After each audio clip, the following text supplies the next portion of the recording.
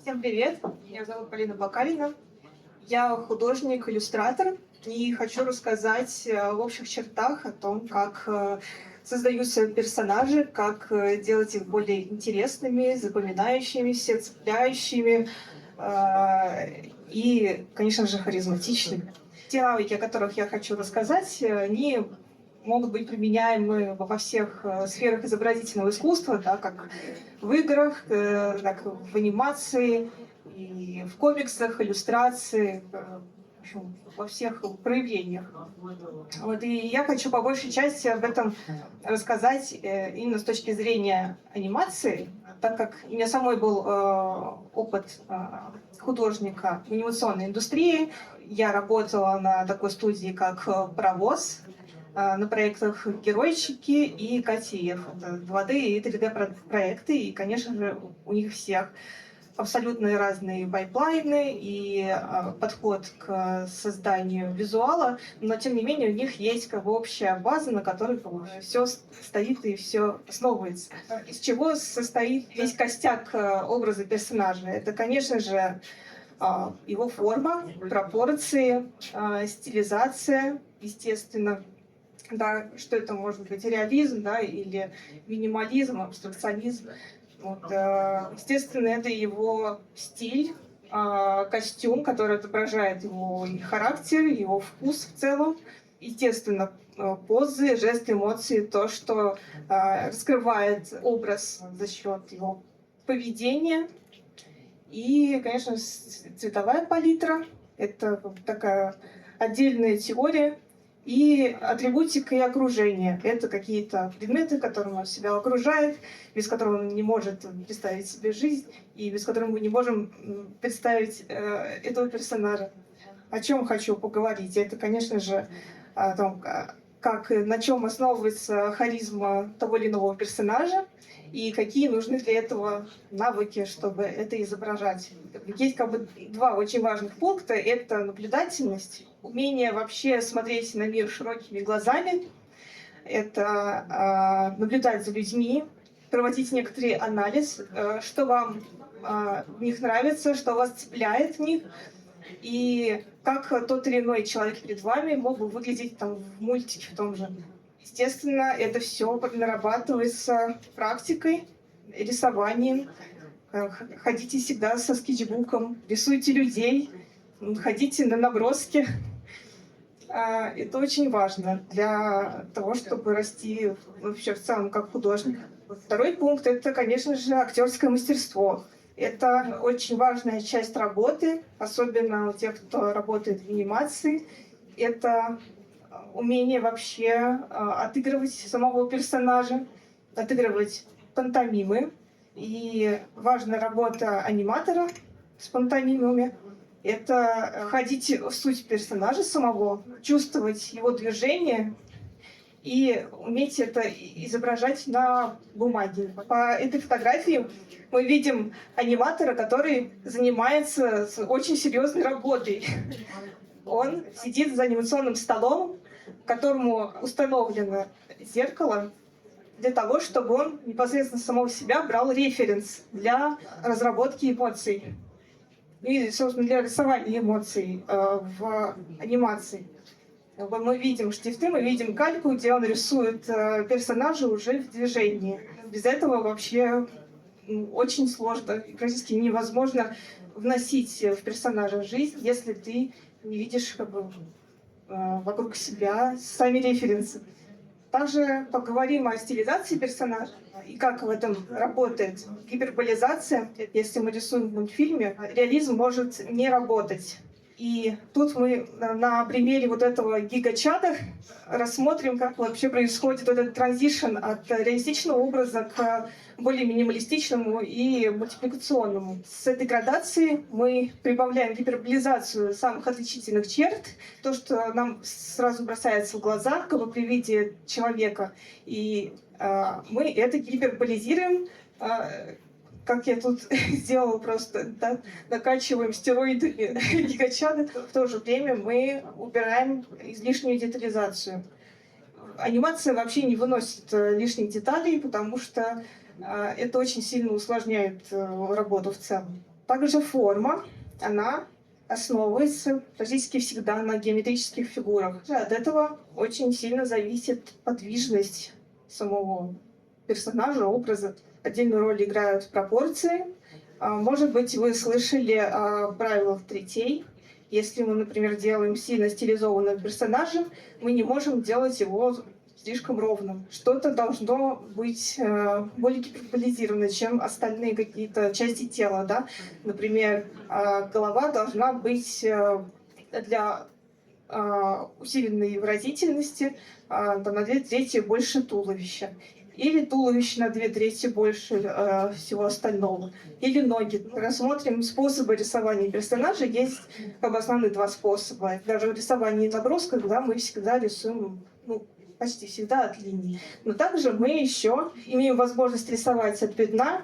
Именно этот способ очень часто применяется в анимационной индустрии для оптимизации процессов, поскольку рисование от пятна оно более ускоренное.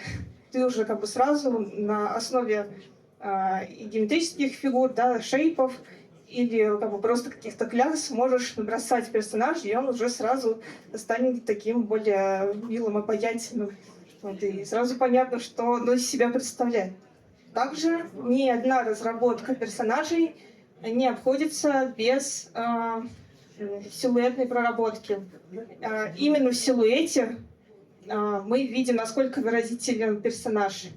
Вы можете, например, даже это проверить, если вы там кого-то рисуете, и потом представляете это именно в силуэте, и вы видите, насколько этот персонаж виден для вас и для зрителей. Степень угловатости и сглаженности. Мы тут видим такое столкновение двух характеров, да, такого эджи чела негативного, да, и более такого мягкого, сглаженного, ровного чела позитивного, условно. Чем угловатее персонаж, как правило, это всегда такие хитрецы, такие неоднозначные личности. Я преподавала в анимационном колледже. Я сама это проходила, и мои ученики. Самая главная задача была встроение силуэтов в композицию общую и взаимодействие. Как строится характер персонажа, что именно делает его интересным и притягательным. Есть набор множества разных качеств, иногда довольно противоречивых. Брутальность, и милоту, угрюмость и заботливость тоже соединяют вместе, и персонаж предстает перед нами в таком более многогранном свете. Его интереснее изучать. Все это берется из жизни. Все мы люди, и персонаж тоже человек, даже если это может быть животное, птица. Без чего не обходится разработка персонажей, это отрисовка эмоционального спектра и базировок. В анимации всегда работает гипербола, гротеск, и чем важна пантомима, мы это сами на себе отыгрываем, и мы этот гротеск еще больше усиливаем, и это помогает нам делать персонажа более выразительным, рисовать его так, чтобы он выглядел более артистичным. Там может присутствовать некоторая деформация и в мимике, и в самих этих позах. Это все дополняет еще больше к образу. Отличительные черты, по которым мы определяем тот или иной характер. Слева мы наблюдаем такой образ немножко странного подозрительного челика. Мы это видим по его фигуре, по его осанке, взгляду, по каким-то вредным привычкам, которые мы наблюдаем. Это его жесты, и какие-то детали могут отображать его характеристику, его внутренний мир. На примере можем рассмотреть всем известный персонаж Мейбл из Gravity Falls, такую веселую девочку, которая такая очень взбалмошная. Она всегда веселая. Мы это видим по ее выпученным глазкам, потому что она всегда румяненькая, улыбается. Кто помнит, она очень любила всякие яркие свитерочки прикольные. И это ее образ очень сильно обогащало и раскрывало ее как личность. Хочу поделиться немножко своими работами и какие конкретно задачи я перед ними ставила. Здесь как раз мне было интересно сочетать в образе противоположные качества. Как, например, слева я рисовала русала с вот такой маскулинностью и при этом с такими немножко жеманными жестами. С правой стороны расположен персонаж, который я рисовала и разрабатывала для книги, которую мне заказала детский психолог, про детские страхи. И у него был запрос на то, чтобы я нарисовала привидение, так, конечно, немножко монстрическое, но при этом милое. Вот, также вот еще некоторые примеры.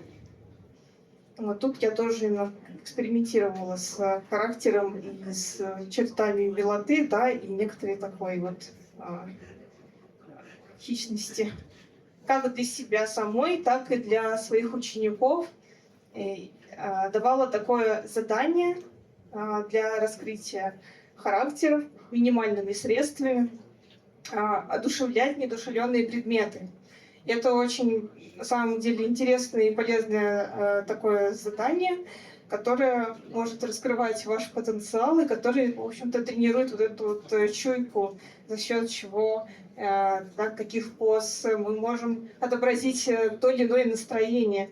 Даже если это просто фонарь там, или, там, не знаю, яблоко, да, кастрюля там, или что угодно. Вот, можете тоже как-нибудь на себе это попробовать на практике. Это очень интересно, забавно, прикольно. Второе задание, которое я сама себе тоже ставила, это рисовать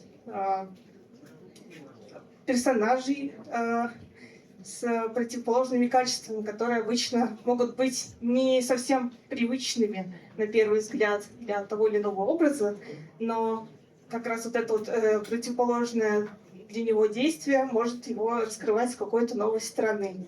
Это очень такое интересное и любопытное исследование. Это все. Спасибо за внимание. Подписывайтесь на соцсети. Еще раз большое спасибо Полине. Похлопайте, пожалуйста. Так.